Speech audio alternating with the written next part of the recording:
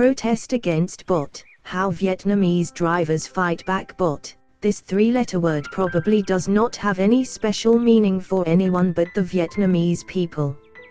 It is a daily nightmare for many commuters in the country of close to 95 million in population.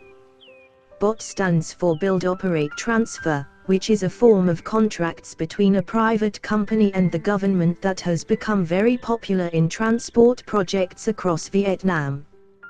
By April 2018, it was estimated that 67 bots were in operation throughout the country. However, once these bots began to open toll booths to collect fees, some of them faced enormous opposition from the people, namely the drivers who were subjected to paying such fees. In August 2017, a massive protest initiated by drivers when Bot Cai Lay in Tien Giang province began to collect fees had lasted for days, causing this toll booth to stop collecting fees indefinitely. The drivers' reason for protesting the fees was because the toll booth is wrongly situated, collecting money from people who did not use the road that was constructed under the BOT project.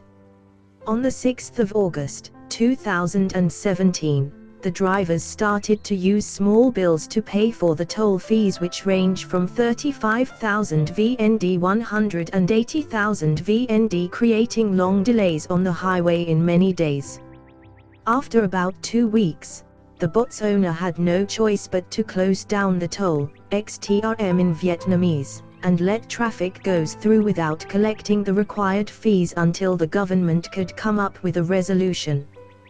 Bot Cai Lay, however, remains completely shut down from December 2017 until today, while both the local and central governments have yet to finalize a plausible, alternative plan to resolve the problems. The latest proposal, announced on the 15th of January 2019, was to reduce the fees and extend the collecting period, but such plans still failed to address the concern about the wrong location. In early December 2018, allegations regarding another wrongly situated bot stormed both social media and the news in Vietnam because this toll booth is stationed on the most important highway in the country, National Highway 1, at the outskirts of Ho Chi Minh City in Binh Thanh district. The drivers alleged that the toll booth continued operating after its contractual time with the government had ended for more than 31 months, collecting fees that it was not entitled to. When being confronted, the owner of the botted eco company claimed that the toll remained because it had built other transport projects nearby and could continue to collect fees. However, the drivers did not accept this explanation, stating that if IDECO had constructed other projects, the toll should be stationed in those areas. Bot An Seung locates at a critical junction for traffic entering and leaving Ho Chi Minh City, and the toll collects fees both ways for at least 15,000 VND each. For those who have to travel through this area daily, the amount they pay could be quite substantial in any given month. On the 6th of December 2018, about 100 drivers showed up to protest the fees collection at An Seung, and they faced hundreds of men, as well as police officers and civil security forces. A group of men wearing masks opened the door of a protesting driver's car, dragged out Le Tai Hung, who was sitting on the passenger's seat, and physically assaulted him. Hung was then taken to the nearby police station by the same group, where he alleged that he got beaten up during his 12-hour detention.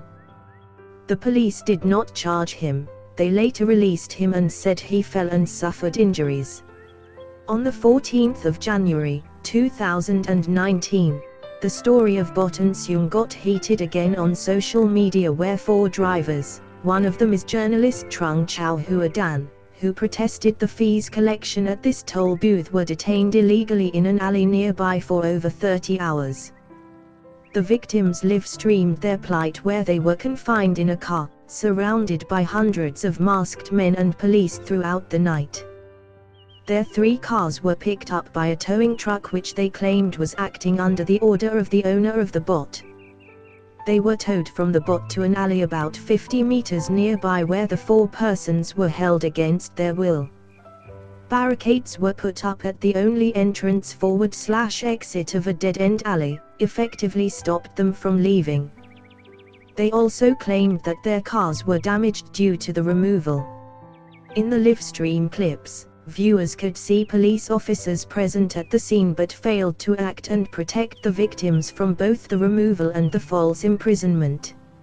Also present at the scene was a large group of men in blue masks who acted most aggressive, yet it was impossible to know their true identity. The 4 continued staying together in one car, a Ford Ranger, where no one was allowed to get close to them. Food delivery, their lawyer, who came by in the next morning, and even an ambulance, all were denied entry. Around 9 p.m., one of the drivers, Hu In Long, stepped off the car to find a restroom and disappeared.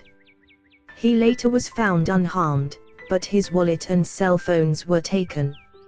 Long said he was held against his will by a group of men on motorbikes, who then rode around town with him and threatened him to stop his protest against bot and Seoul.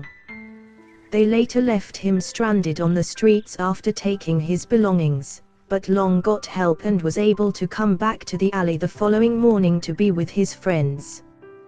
By the 15th of January, 2019, the police attempted a few times to write up their investigative report about the incident, and the 4 victims finally were allowed to leave the scene that night. They have stated that they would initiate legal action against those who were involved in the false imprisonment.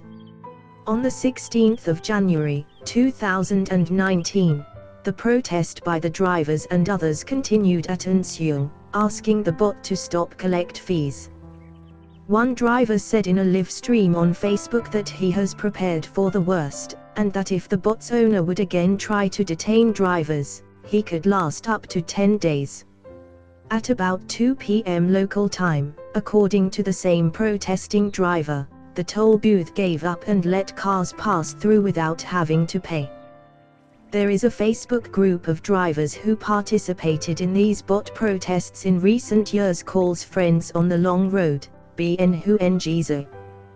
One of the reasons these protests were successful and received public support was the fact that Vietnamese people got frustrated when they all paid a lot of taxes for improving and maintaining road conditions, and yet the country's infrastructure and transportation remain the worst in the world.